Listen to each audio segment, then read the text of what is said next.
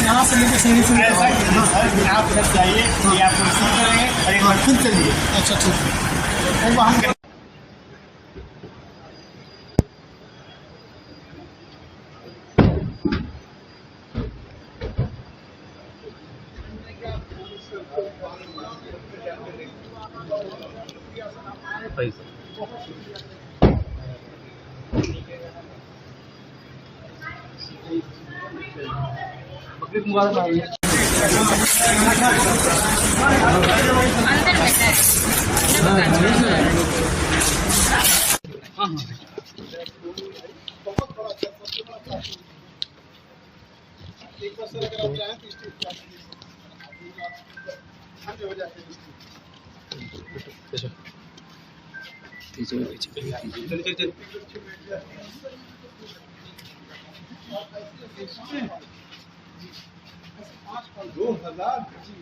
ऐसे 4-5 हॉल है।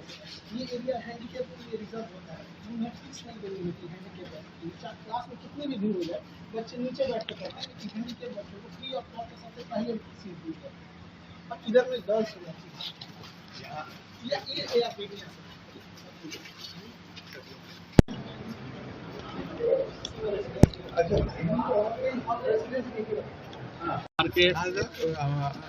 आज बकरीद का त्योहार भी नहीं, हमें तो खास बात ये लग रही है कि इन्होंने हमें आमंत्रित किया है और हम एक दिन यहाँ आएंगे और इनके बच्चों के साथ इंटरेक्शन करेंगे। आज बकरीद का त्योहार भी है, सबको बधाई। सबको, पूरे बिहार वासियों को, पूरे देशवासियों को त्योहार है।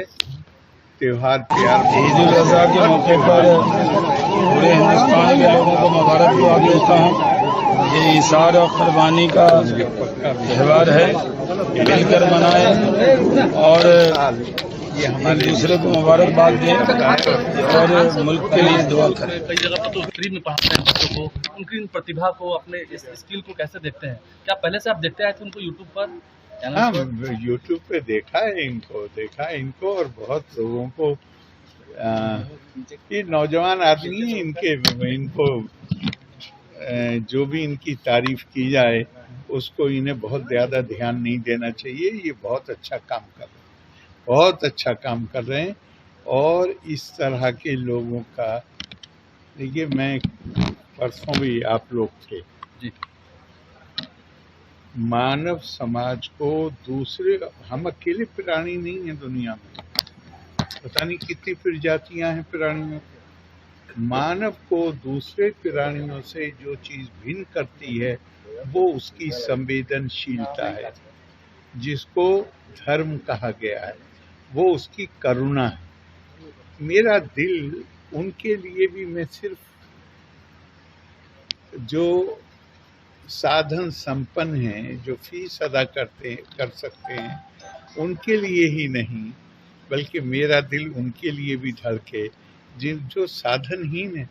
कल ही मैं इनका एक वीडियो देख रहा था कि किसी को बता रहे थे कि ऐसा कोई बच्चा जो 600 रुपये से 800 रुपये के लिए 8 से 13 घंटे काम करता था, अभी पिछले हफ्ते 2 स्टाल लगा के और वो इनको मिलने के लिए आया। जी सर, तो वो पेंटर का काम करता है। आप ही ने वही बताया। तो उसके पास तो फीस देने के लिए पैसे संभव नहीं है कि पैसे होते, लेकिन आज उसके दिल से कितनी दुआएं निकलती, सिर्फ दुआएं खास नहीं है जो इनके लिए निकलती होंगी, वो जिन परिस्थितियों से गुजर कर आया है और आज उसके ऊपर जो जिम्मेदारी है, तो जब वो लोगों के साथ डील करेगा तो उसके अंदर संवेदनशीलता होगी, उसके अंदर करुणा का भाव होगा, वो गरीब आदमी की पीड़ा को समझ सकेगा। तो ये बहुत बड़ा काम कर रहे हैं। मेरी इनके लिए सारी साधुवाद, सद्भावनाएं, और मालिक करे ये इससे भी और बड़ा अपने जैसे और बहुत पैदा करें जो इसी संवेदना के साथ समाज की सेवा करें। सर, अब तो दूसरी पारी की भी शुरुआत कर दी है सर ने जी, अब तो दूसरी पारी की भी शुरुआत कर दी है।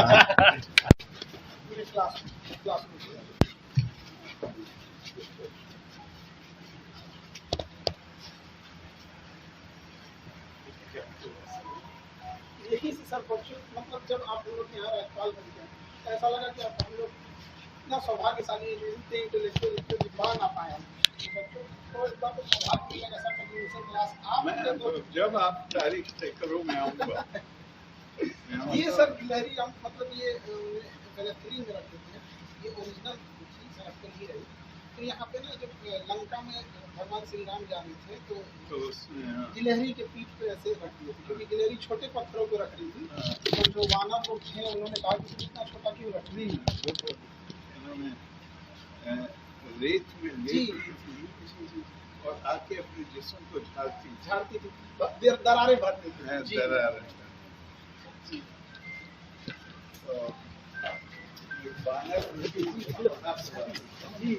अभी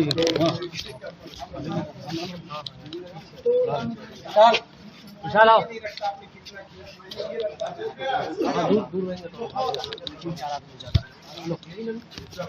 मामा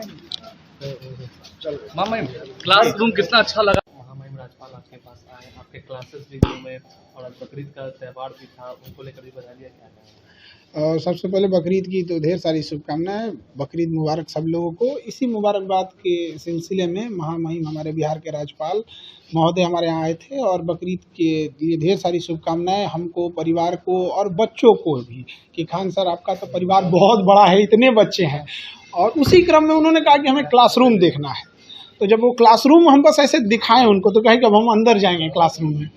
जब क्लासरूम में अंदर गए फिर स्टेज पे आए देखे तो उन्होंने कहा कि हम यहाँ क्लास लेंगे। तो ये सौभाग्य होगा हमारे यहाँ बच्चों का कि उनका क्लास स्वयं महामहिम राज्यपाल महोदय लेंगे हम लोग। और इतने इंटेलेक्चुअल वो जब आते हैं तो कुछ ना कुछ सिखा के जाते हैं।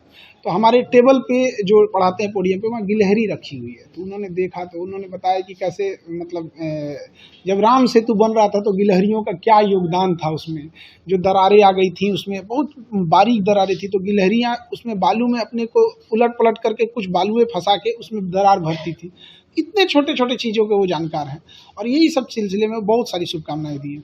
तो उन्हें क्लास लेने की भी बातें कही हैं। बिल्कुल, उन्होंने कहा है कि सामाजिक बदलाव, हमारी संस्कृति को बचा के रखना। जिस तरह से भारत की संस्कृति धूमिल होती जा रही है, वेस्टर्न कल्चर भारत पे हावी होते जा रहा है, तो इस चीज़ों को हमें अपनी धरोहर को बचा के रखना है। इसी क्रम में उन्होंने बताया कि अगर आपको कोई ऐसे इश्यूज आएंगे, पॉलिटिकल टॉपिक होंगे या फिर कॉन्स्टिट्यूशनल टॉपिक होंगे, ये सब समाज सुधार के टॉपिक वो जरूर आएंगे। और उन्होंने कहा एक बार नहीं, हम कहे सर एक बार क्लास ले, नहीं मैं बार बार आऊँगा।